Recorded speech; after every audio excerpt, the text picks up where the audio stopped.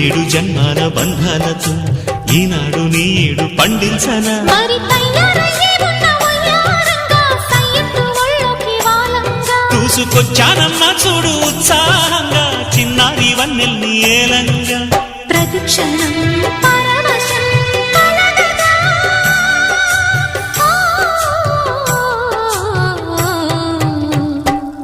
మనసా పలకవే మధుమాసపు కోయిలవై చెలిమే తెలుపవే చిగురాశల గీతికవై